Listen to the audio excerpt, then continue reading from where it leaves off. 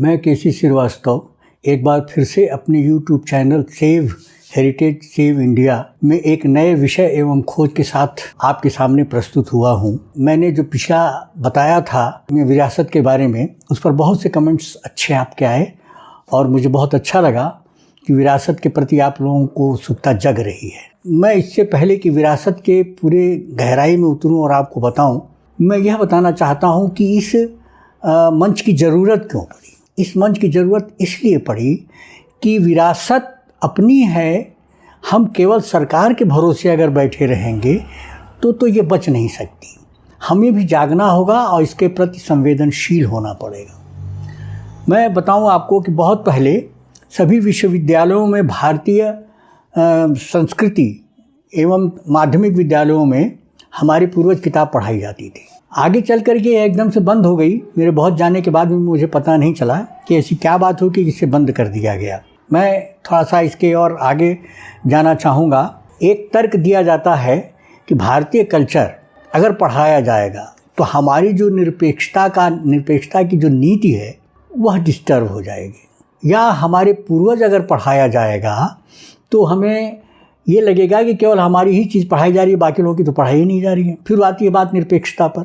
लेकिन हमें भी तो सोचना होगा कि अगर हम अपने इतिहास में अपने पूर्वजों को नहीं जानेंगे, अगर हम अपने इतिहास में भारतीय संस्कृति को नहीं जानेंगे तो हम क्या जानेंगे। इन्हीं के पढ़ने से तो हमको पता चलता है कि हम कौन हैं, कहाँ से आए थे, कैसी हमारी संस्कृति रही है, और आज हम भारत के प्राचीन संस्कृतियों में नंबर 1 पर हैं। आइए थोड़ा फिर और आगे बढ़ते हैं। ऐसा लगता है कि हम अपने मूल विषय से भटक गए हैं। बात चली थी भारतीय विरासत की। इसी उदासीनता के कारण आज हमारी विरासत लुप्त होने के कगार पर है।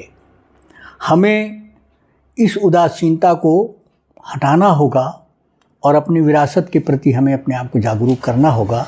फिर एक बात मैं पिछले तरह की दोहराता हूँ। कहते हैं कि जिस देश की विरासत नहीं होती उस देश का गौरव नहीं होता। हमें पता ही नहीं चलता है कि हमारा देश गौरवशील रहा है अगर विरासत न हो तो।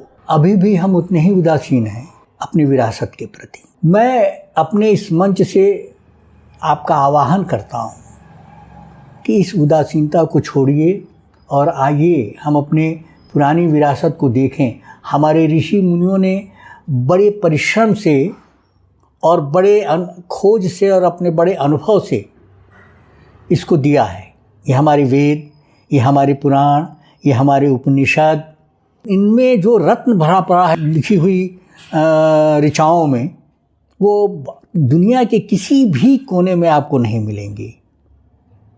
और सबसे बड़े दुख की बात तो ये है कि योग यहाँ से जब योग यहाँ के बारे में हम नहीं जानते, लेकिन जब यही योग विदेश से योगा होके आता है तो हमको बड़ी प्रसन्नता होती है। तो इस मानसिकता को हमें ख़त्म करना होगा। हमारे यहाँ सब कुछ है, जानने की ज़रूरत है। इसी उदासीनता के कारण हमारे अपने महान कूटनीतिज्ञ और राजनीतिज्ञ चाणक्य की किताब अर्थशास्त्र जर्मनी में मिली, और ये बड़े अफसोस की बात है कि हमारी किताब जर्मनी में मिली, वो भी संजोग से मिल गई। नहीं तो पता ही नहीं चलता कि चाणक्य ने कोई किताब भी लिखी थी।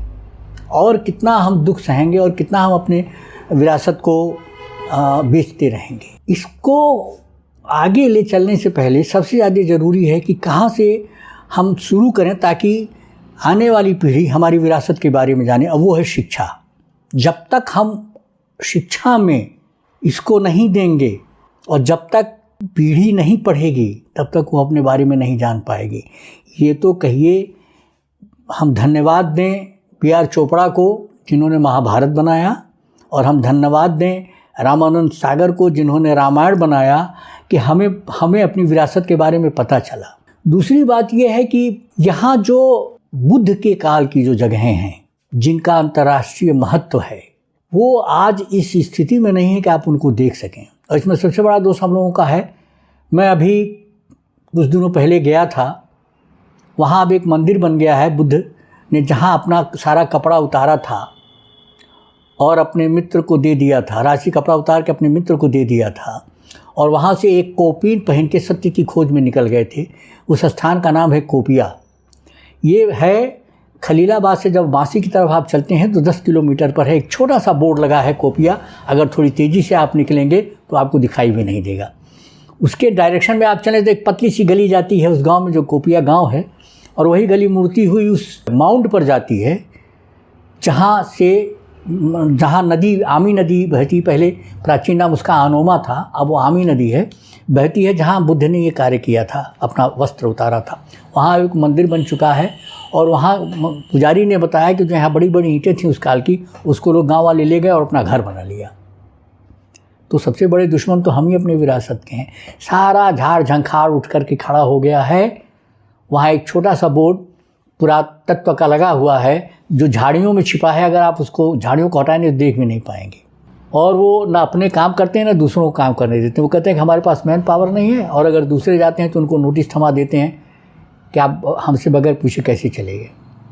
तो मैं आग्रह करता हूँ आपसे, आप सभी भारतीयों से, आप सभी इतिहासकारों से, आप सभी बुद्धिजीवियों से, कि जागिए, अपनी विरासत के प्रति जानकारी रखिए, जागिए और उसको ले आइए इस अंतर्राष्ट्रीय पटल पर, ताकि हम आज भी ये कह सकें कि बुद्ध बाहर के नहीं, हमारे अपने थे, और उनका यह स्थान जो झाड़ियों में छिप गया है उसे फिर से हम समाज के सामने लाएं।